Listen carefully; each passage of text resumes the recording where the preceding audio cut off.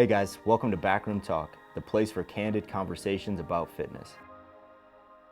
In this week's episode, we caught up with my client, OPEX Kura owner and coach, Melissa Guitron. I would love to hear from you in one or two sentences. What's it like to have Carl as a coach? Melissa has been in the coaching game for nearly a decade and is one of the best. In this episode, she delivered some reality checks on the pandemic, personalized fitness, and periods. For like the group fitness instructor right now that's trying to get into the ID game, and I think templates can be used, but it ultimately comes down to your consultation, your ability to see the person in front of you. Melissa became a professional coach by taking our coaching certificate program. Learn more about the program and OPEX Fitness by heading to opexfit.com. Honestly, Melissa, you have so much history with OPEX, and there are so many ways that we could go in this conversation because of that. But one thing I really did want to start with is acknowledging the fact that you are Carl's client. And I would love to hear from you in one or two sentences. What's it like to have Carl as a coach? And be honest. I'm right here, Melissa. I'm right here. I have to admit, I was pretty hard on Carl when I first got him as a coach.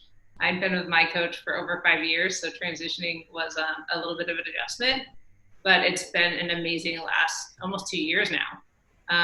And I think it does benefit that I'm slightly more seasoned as a coach myself, because he does provide the perfect amount of autonomy to let me grow into myself, while also providing the structure and support I need. I mean, there isn't a consult that we don't get on that I'm like, wow, that went a completely different direction than I expected. And it makes me a better coach because I'm continually learning from him. So it's been great. Those are some nice words there. So to wrap it up in one sentence, fucking awesome. Fucking awesome. So I guess back at Melissa. Carl, what's Melissa like as a client? Oof. Gosh. Easy. Yeah, she's easy. And I say that just because she has her shit together, right? So it's like, and we all coach people, right? It's like everyone in this room coaches people except for Emma and Kiva, but they get coached. They coach us. But no, we all coach people, right? And it's like the biggest pain in the ass is when you have to convince someone why they have to do something, right? And that's never been the case with Melissa. It's more been a peer-to-peer conversation. We come up with a game plan together. She's looking for direction, and I give her that direction, and it's like it's a nice ebb and flow. And we talk about the exercise program and cycle to cycle, and everything just kind of builds off of each other. And we have a good enough relationship where it's like, hey Melissa, how have you felt the last 4 or 6 weeks? And she's like, I feel fucking great. Let's not change too much. It's like, okay, we have to change some things because I want to progress you, but we're gonna stick with the same. We're gonna stick with the same theme. We're gonna do the same thing. Like since Melissa and I work together, we do resistance training on Monday. We do aerobic work on Tuesday. We do a resistance training on Wednesday, Thursday active recovery, Friday resistance, Saturday aerobic. And that's been it for the past 2 years. And we've kind of built that over time. And I know you said 1 to 2 sentences, and this is like 30 sentences. But she's easy because she's consistent. And she's fun to work with. And I love having conversations with her. Well, my heart is very warm to hear you guys speak so fondly of one another. So fucking awesome. Fucking awesome. Gosh, I don't know what my coach would say about me. I hope he says that. So, Melissa, sounds like you're an easy client, you're consistent, you're fucking awesome. I would love to know, how did you get to being that consistent person? What has your journey been over the last however many years to consistency? And why are you so consistent? Why do you have that great rhythm? I thrive off rhythm and routine. So first, I had to run my business. So I think from day one, I've always looked at owners that were, I've always been kind of the youngest one in the room. So I was looking at what my future looked like and what I didn't want it to look like. So the 40-year-old guy that looks slightly burnt out and under-rested and slightly has a belly, I never wanted to be that person. So it was always like, what do I need to do in the self-care realm to make sure that I stay healthy and vital and reflect health, right, as I age? So I think that's what kind of drew me to OPEX in the first place. And working with the coach myself was I just knew what I didn't want to be. And I knew I had to go to a different path to not do that. And then just like the habit and routine is seeing what makes you feel your best, right? So it's like, I know that I need a little bit of aerobic training to feel mentally good. So that's been my conversation with Carl, is like knowing what feels good and what doesn't. And if I want to do this for the long term, I have to enjoy it. Have you always known the difference between feeling good and feeling bad? Oh, totally not. There was probably a very good period, even working with an individual coach, where I thought some things were just normal, or a price you kind of pay to be a certain way. And so what I mean by that is much more of, I didn't get a period for probably 5 years. And I just kind of normalized that to be at the body weight I was, and to be able to work out how I thought I needed to, that was just a price you paid for it. And so working with Carl, it's been really nice to learn that doesn't have to be the case, and that you can find balance with food, training, and also still look the way you want to and feel the way you want to in your skin. So that's definitely been a journey. And I think some of it's, you have to go through it a little bit, right? I think when CrossFit first came out, high intensity and doing double days was like normal and something you can do when you're in your 20s. As a coach that didn't run the gym, there was no problem doing an AM and a PM training every single day. Like, my life allowed for that. But the older I've gotten, my training's had to adapt and evolve with me. Yeah, to be fair, you're a little bit out of balance right now. What are you on day 5 of not eating solid foods right now? Oh, and we're asking you to hold the conversation. I'm so sorry, Melissa. As Carl did say, by day 5 of the cleanse, I feel pretty great today. So I was nervous about booking this. I was like, I'm going to be, I don't know if I'm going to be cohesive. I programmed 2.5 weeks ahead because I was so scared of how I'd be. And I feel perfectly fine. So one thing I think we should introduce for those that haven't met you in the OPEX world before, Melissa, what is it exactly that you do on a day-to-day basis? So I do own an OPEX gym, and I still full-time coach within my facility. So daily life looks like balancing my coaching, my floor coaching, and also running our gym and taking care of my staff. So we are 100% fully ID. We've been an ID gym for the past almost 3 years now, so 2.5 going on 3. It's been a great experience. I definitely love what I do. I think it is feasible to create an individual design gym that can house full-time coaches. Yeah, elephant in the room, Melissa, COVID, right? It's like, how has this impacted what you do as a coach, how you work with your clients, your service offering, the whole 9? What have you done to pivot since March you guys completely shut down? I know that you guys are back open right now, but what did you do to kind of combat all of the barriers that COVID put in front of us as fitness coaches? So I think we were put in a very unique position where our client base in our gym was meant to thrive in this scenario. So being an individual design gym, our clients were already set up to go into a remote setting if need be. So by already having everyone in True Coach, that was a very easy pivot for us to make. And also just the longer term and in-depth relationships you create with a client on an individual level that can't happen in a group class setting, right? So the first month, I'd say, was a lot of consult time. Our coaches were doing more consults than we normally do when the gym is fully on site, setting our clients up for success and being realistic that this is an unforeseeable next future. Right. So we made no false promises that, hey, we're going to do a 3-week at home thing until the gym reopened. We took a longer mapping with our clients of hey, if this is what our future looks like for the next 6 months, how does that sit with you? What can we start putting into place so that we're continuing to make progress at home when you're not inside our doors? So that was our biggest pivot. And then also, the moment that our doors shut, we did allow our clients to borrow equipment so they could continue to feel that connection to lifting a weight. I think it's very hard to go from being inside a gym 3 to 5 times a week to being at home doing body weight every single day. So trying to make that ease of so many changes happening as smooth as possible.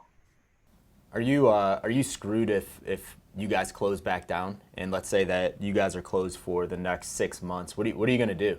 Well, we just re-signed clients this month, and of the 10 I re-signed, they renewed on 2-year contracts. So safe to say I'm not concerned about that. Even if our doors do shut back down, we're prepared to continue to work with our clients in a remote setting. So again, taking that longer term map out with them, when our doors reopened, it was a really great thing. but we still have a lot of clients that continue to opt to train at home. So I'd say right now we're about 25% on site, 75 still training at home. And they're happy doing that, right? As long as they're still continuing to get face time with their coach. Right now it's on a bi-weekly, if need be, time. They're thriving. So I think the unique thing about being an OPEX gym is you do create a stronger bond with people that you can't do in a full remote setting, I would say, especially for the population we work with. So we do work with a lot of general pop or people that are still really not, they're normalists. They weightlifted a little bit, but they're not truly experienced. So I think in the beginning, they really do need hands-on training and work with a coach. But for me, at least, a lot of my clients have been with me for 4 or 5 years. So they're actually finding that they're thriving on their own and actually trusting their ability to do their training, right? They relied on me for their coaching on the floor, but now they're saying they can do it just as well without me there. So it's been pretty cool to see. I know Carl shared with our team an article in, was it the New York Post? Yeah, it was New York Post. Yeah, that really had some dire, scary statistics that a coach could look at. It was around clients not wanting to return back to the gym and basically foreseeing this future where people didn't see the value of having a gym membership anymore and really did it on their own. Is that a fair representation? Yeah, there was actually, so this was last week. It was N equals 2,000. So they just surveyed 2,000 people, Melissa, from all over the country. And they asked them a series of questions. One of the questions was, will you go to or go back to a gym after there's a vaccine and there's no more pandemic and we all feel good to go wherever we want to go? And 75% of them said no. But the reasons were different than what I would have thought. I thought it would have still been around fear and not wanting to go in that environment and breathe other people's air and respirations and stuff like that. And that wasn't the case. The case was actually these people found autonomy and their own fitness at home, and they found it through various methods, right? So you talked about resistance training and your clients having a background in resistance training, Melissa. This survey, it was 0% of the people in this survey lifted weights. It was yoga, it was meditation, it was walking, it was hiking, it was doing some push-ups every now and again. It was more just moving their body and kind of reconnecting to what they used to think fitness was or being introduced to fitness, because 25% of the 2,000 found fitness during the quarantine pandemic. So the numbers stood out because people aren't going back, not because they're scared, but because they feel like they found a way to do fitness in the comfort of their own home. It's efficient, it's low barrier. They don't have to worry about going to the gym and feeling intimidated with the people lifting weights around them and all of that. And they're just like, this is cheap. I can use a fitness app and I can do this thing. So I think where your opportunity is, Melissa, and our opportunity is we can coach those people, right? Because resistance training is fucking very important for a lot of reasons outside of aesthetics and building muscle and stuff like that. But when we look at health and longevity and resilience and all of that stuff, resistance training is still king, right? So someone needs to teach those people that resistance training is very, very important. And there's a way that you can do it at home, right? And I think that's where you're making a massive impact right now. Just hearing your numbers of 70, 75% of your clients are still training at home. And I guarantee all of those clients are doing some form of resistance training. So yeah, that study was really interesting to me. And there'll be a number of studies that come out. And there was another one yesterday, this morning that came out, and it was around, I think it was N equals 500 or something like that. So a little bit lower, but it showed that 60% of people would not go back to the gym. So it's we're going to get a fucking massive range, but I think it's important to say that for us to understand that an amount of people will not go back to gyms, right? So as coaches, we have to cater to those people, right? It's obscene if we're okay, that's not our target market, because it's our target market should be the majority, right? So if we're targeting the 25 to 40% of people that want to come into our gyms, I think we're going to fail right now. And this shit may change in 2 years, but right now I think we have to adjust with this thing. So following up from that, Melissa, how are you, number one, providing value, and number two, communicating that value to those 75% of people who don't think they need a gym membership after this? I'd say a testament to that is people are realizing they don't need a gym as much because they're probably feeling better, right? We just lost a commute. We've lost some of the stresses of day-to-day errands. Sleep quality for some may be improving because guess what? Now they don't have to get up at 5 o'clock to go to work. They can sleep an extra hour. So I think there may be just a residual feeling of like, hey, when I'm actually sleeping enough, when I'm actually eating home cooked meals versus takeout because it's less available, I feel better, right? Most people go to a gym to feel more confident in their skin. We'll start sleeping better and eating better, and all of a sudden we feel 10 times better in how we show up, right? So the thing that gets overlooked over time with that is, yes, we may be feeling better, but then we want to go do things. Like I want to go run, and I want to go ride my bike, and I want to go hike with my kids, but my knees hurt now, right? Or we're starting to see some aches and pains come out because they're still deconditioned. So I still think we fit into their lives, just in a different form than we did beforehand, right? So maybe now they're not coming into us for six packs, but they want to feel good when they go take their kid on a bike ride and not feel winded after a mile in, So I think showing that we can still give them structure and framework so they can do the things they want to do with ease. Yeah. Yeah, I think we could look at, how we've dealt with this quarantine, and we talk about it a lot as a team on the OPEX side. We ask questions a lot to our staff and our clients, even within our bubble, and it's like, do you want to go back to the gym? And a lot of our staff says no. And the reason is a little bit different, and it's similar to what you just said. It's like, I found a level of efficiency with not having to commute 30, 60 minutes a day, two ways, right? So I wake up, I can do my version of fitness, right? That's given to me by my coach, and I can finish that thing at 7 o'clock in the morning, and I have the rest of the day to do whatever, right? So when we start to organize our brains, around what it will look like and feel like to go back to normal, it's like we start to think about the commutes and the shit that we got used to not doing over the past 4.5 months. And we're like, ooh, that's not a great idea. Like me, I've been driving, 20 or 30 minutes to and from the gym the past couple weeks just because I wanted to kind of get back in here. And the only positive that came out of that is I get to listen to more Audible. That's it. That's it, right? It's like I'm wasting more time. I'm getting less done. I'm working later in the day because I'm not starting my day as early as I was through quarantine on the work front. But I think we're finding our new normals right now, and it's going to be hard to go back to the place that we were at prior to this. And I think a lot of people aren't going to go back to that place. No. Have you seen, like, in your clients and your community, a shift in their priorities and their ideas around what their ideal of fitness looks like? 100%.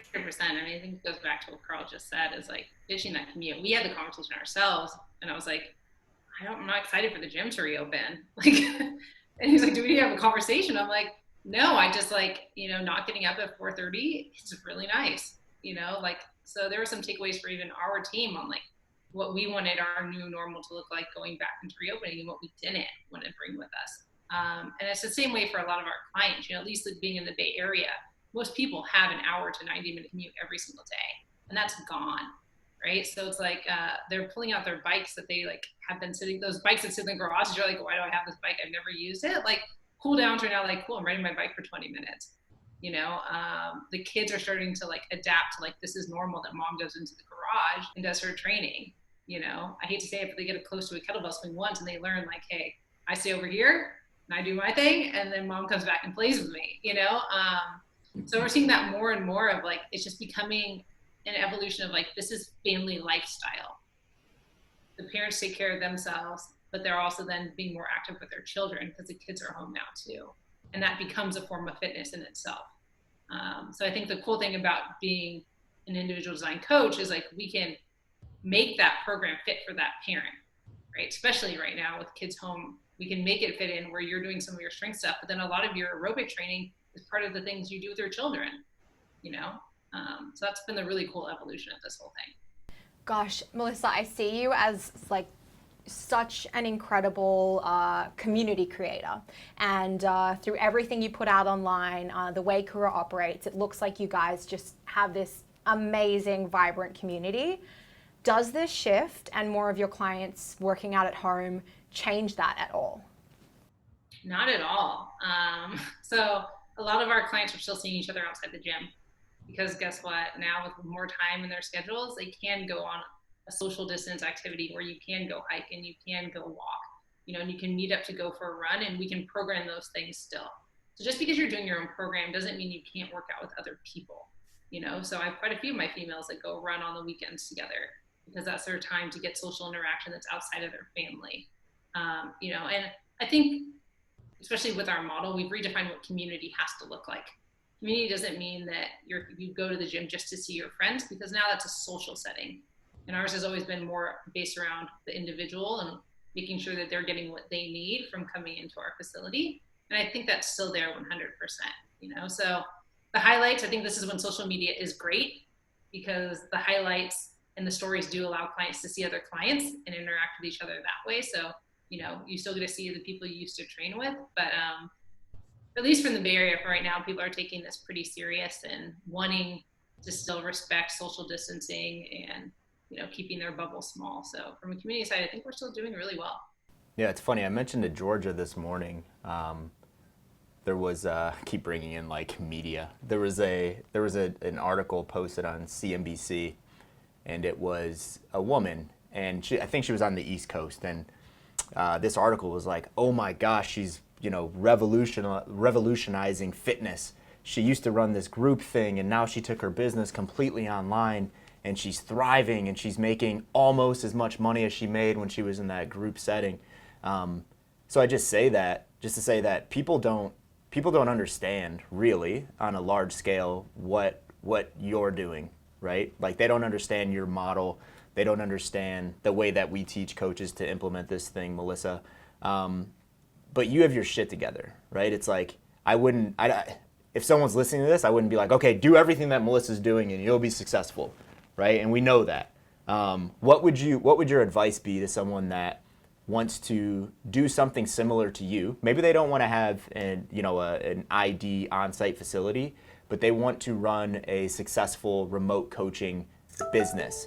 And when I say remote coaching, I don't mean like I mean remote coaching in the way that you're doing it, right? So the way that you position your brand now is more of like a train anywhere brand, right? So it's you have a membership, and people that sign up for your gym, they have access to the gym if they want to, but that's not expected. They could also train in their garage, or when this thing opens back up and they're on the other side of town, they can go to that commercial gym and train there. It doesn't really matter, but you're still their coach.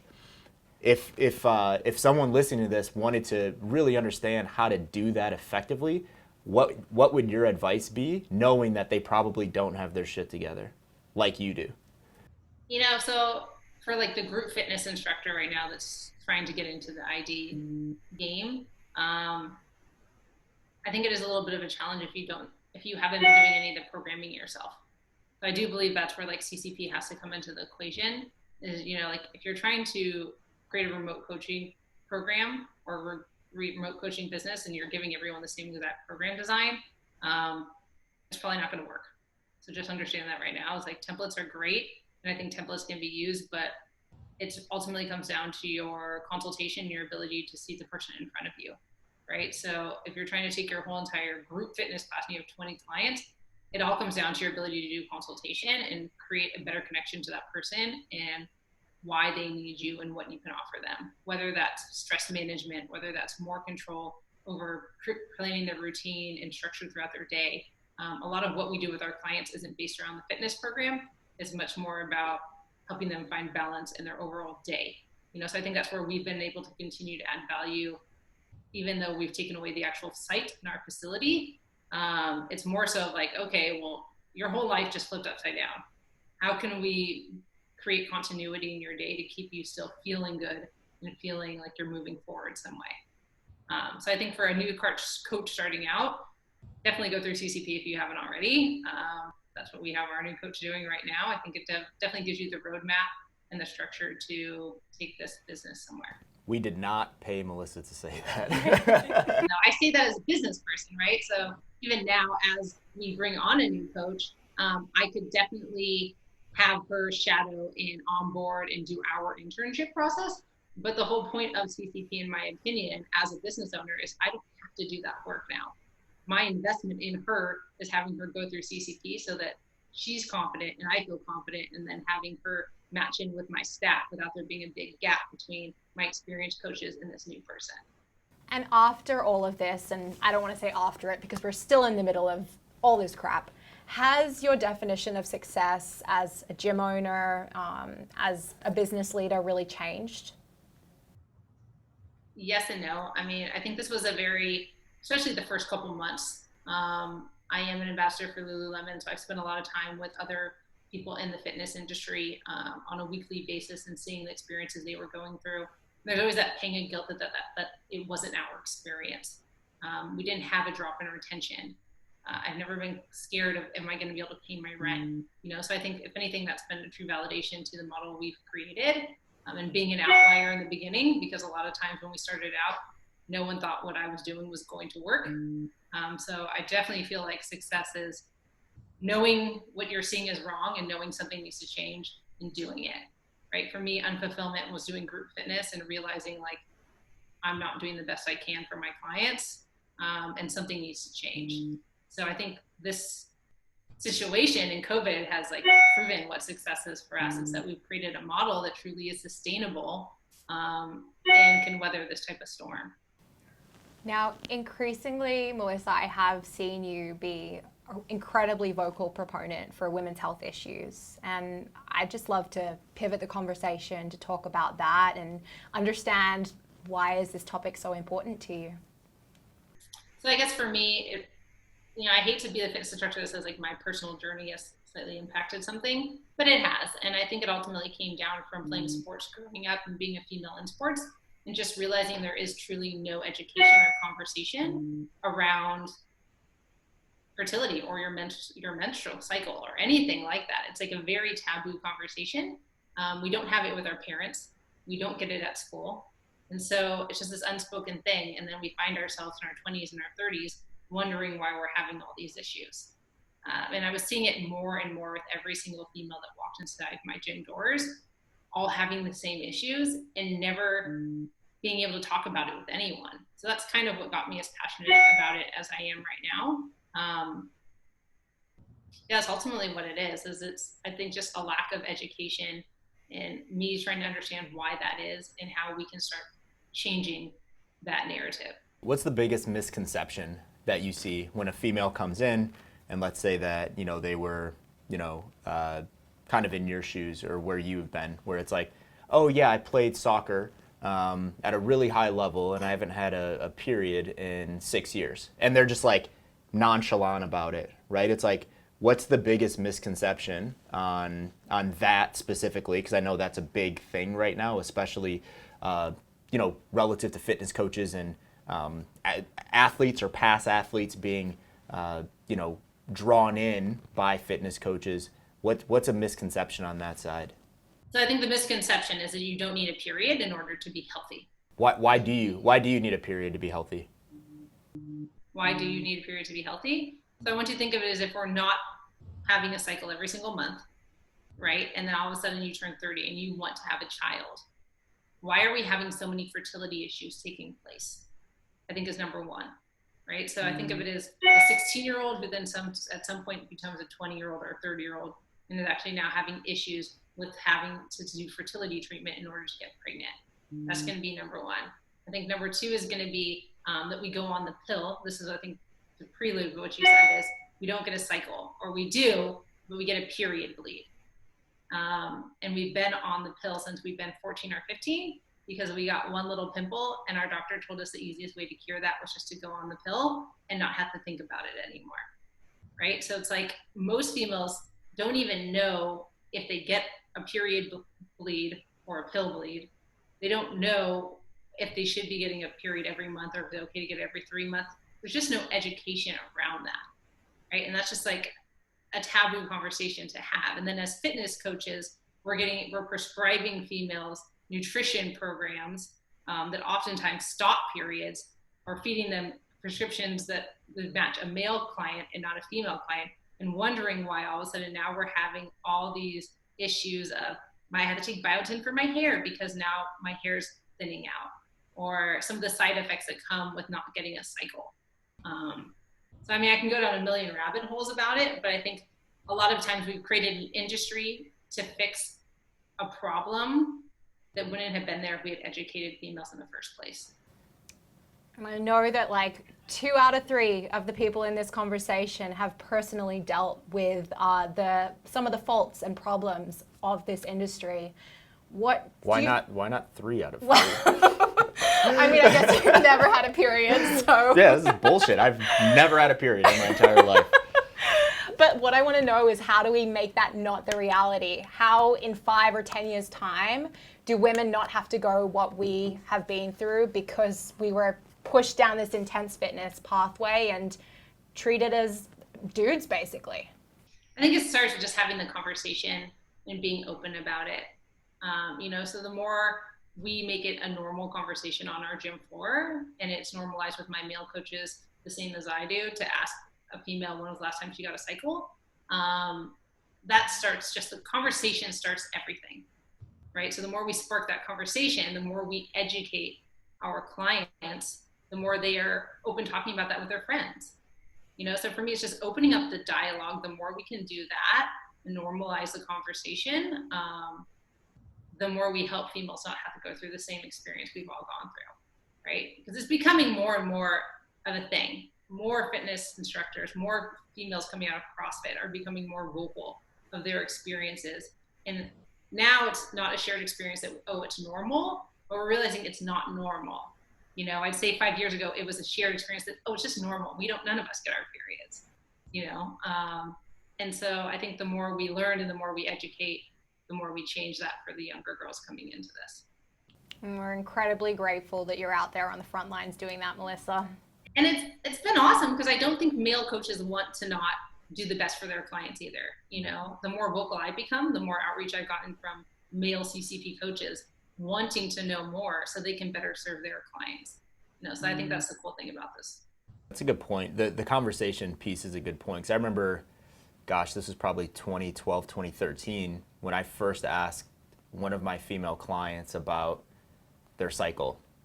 And man, I'd been coaching for some time at that point, but not one-to-one, right? Like I did PT for a long time. I did group class stuff for a long time. I did a bunch of different things, but I never really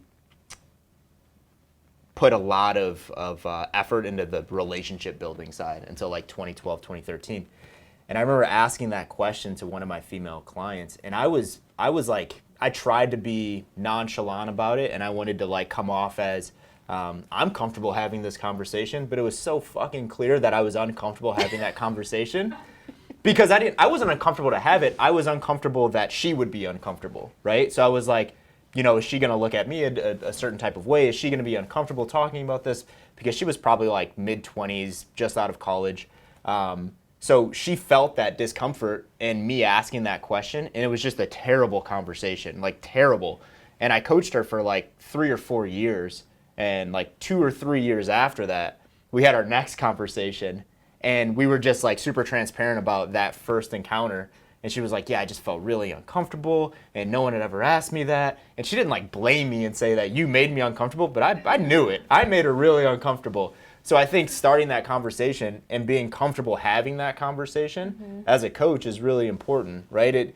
And we talk about this all the time with like talking about bowel movements and talking about people's poop, right? It's like, if I'm uncomfortable when I ask you about how many times did you poop today, Melissa, you're going to be really uncomfortable to actually tell me that, and you're definitely not going to tell me the quality of that poop, right? So, but if I ask you, if I'm like, hey, Melissa, how many bowel movements did you have today? Oh, okay, you had 3? Okay, what was the quality of those? And I come off like that, we're just having a conversation now. So we can talk about shit for like 15 or 20 minutes and not even bat an eye, right? But if I'm uncomfortable having that conversation, that's going to kind of steer the narrative a little bit. So I think that's a really good point, where it's like we have to not only want to have the conversation, but also feel good about having the conversation and be comfortable with having that conversation. And it just comes as like, the more we understand the signals that maybe something's off there, it becomes easier for the coach to ask that type of question, right? So if I see a female that's like, oh, I got like tingly fingers a lot, like limbs are cold, like they're taking biotin, like if you look at what they're taking, and they're taking biotin to help like their hair grow back in because they feel like their hair isn't as full, right? And they've leaned out to really like low body fat, like, hey, I might see that there's some stuff going wrong. And then it's a little bit easier to be like, hey, how are your cycles? are those happening normal? And then it's like an easier segue.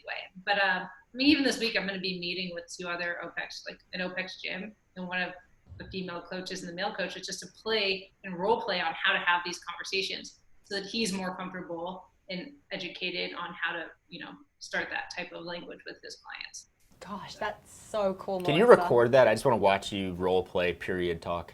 Yeah. Period talk with Abby.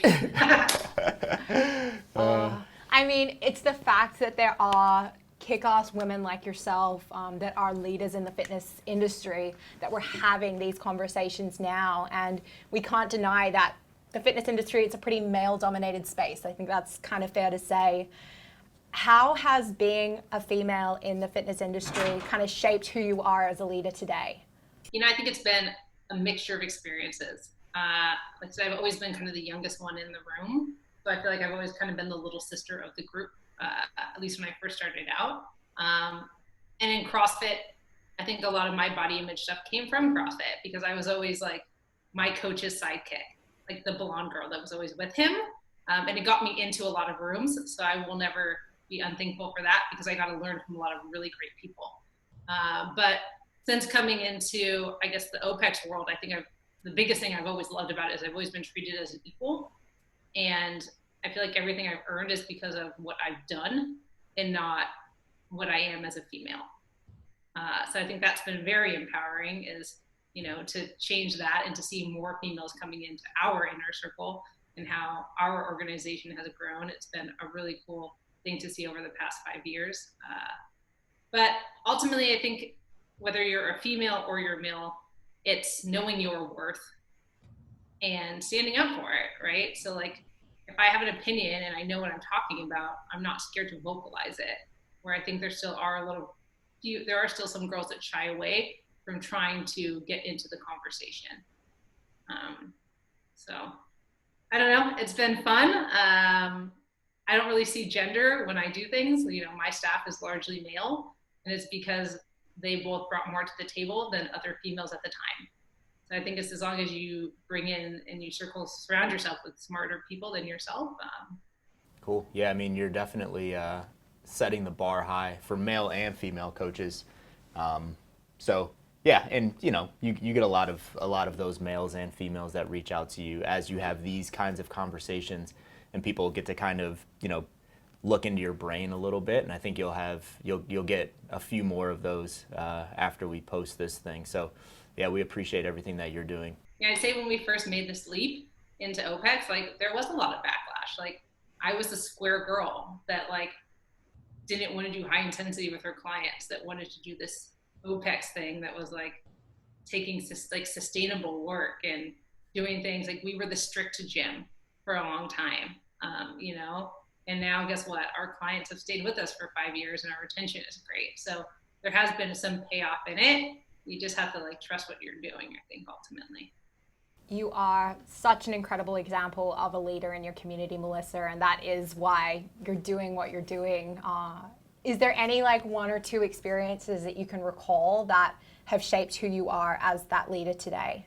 I mean, I'd ultimately say that a lot of where I've gotten to was a testament to my coach at the time. The best thing about working with Mike Lee was when someone knows what you're capable of. Like anytime I wasn't sure of myself, he was very good at reminding me of what I was able to do. And that was like the confidence I needed in starting our business, in dropping CrossFit and becoming an OPEX gym, was ultimately just having someone who saw what you were capable of and reminding you of it. So that, and then I've had one client who became a mentor. I think there's a difference between a mentor and a coach. He was really great on the business end, so always giving me the advice I needed to make sure I was centering myself around the things that actually mattered, right? Does it matter what color my walls are painted, or does it matter about what my client retention is, right? So always bringing me back to focusing on what are the biggest things that I need to be successful and not getting caught up in the day-to-days. And I think that's very important for starting out coaches, because it's really easy to get caught up in, have I done enough Instagram posts? What have I posted in my story? And those things aren't bringing you in money all the time, right? So it's always, that was like the biggest thing for me, is truly learning what are the key priorities I need to focus on to make my business successful. And when do I know to forget about all the other little distractions? To wrap up the conversation, Melissa, I would like to ask you, is there one thing that you wish that the world knew about fitness? If you could get up on a stage and yell it out and everyone would hear it and take it on, like what's that one thing? If there was one thing I wish everyone knew about fitness, is it's a journey, truly. So there is no right or wrong. But truly it is a journey, and every past experience, everything you've done is just knowledge that you can take into your next experience, right? So for the woman that's still doing bar or doing, 3 classes a day, hey, guess what? You're learning what you love about fitness and what you don't. And that's something you can take and then evolve into where you go next. So I think that's really good advice. I like that. Thanks, Melissa. Stay with us for more backroom talk. Funny little piece of information about Melissa going into that conversation. She was a couple days into a Nira cleanse. Yes, she was. When she met with us for a podcast, which I think was very gracious of her to accept the invitation while fasting, and you would have never known that she was without food. Yeah, the first couple days you would have known. I think she started that on like a Wednesday or a Thursday or something like that. But yeah, she was like day 3 or 4 of no food and just drinking Nira. So yeah, she was great. She had great energy. She was in a good place.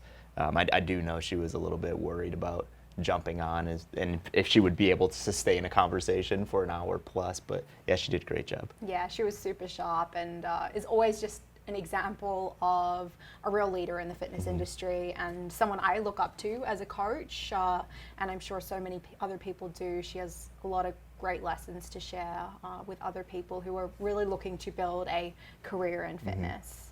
Yeah, Melissa's, gosh, she's an explorer, but she's very consistent in doing so, if that makes sense, right? So Melissa's always doing a lot of different things, but she's always on like a straight and narrow path of staying within her lane and those things that she's doing. And she's made a great name for herself in this industry, especially in the OPEX sphere with women's health. And we talked about that and why that inspires her and her past experiences, with intense fitness and having a coach and that transition and finding her normal and her baseline where she can move forward and be quote unquote healthy.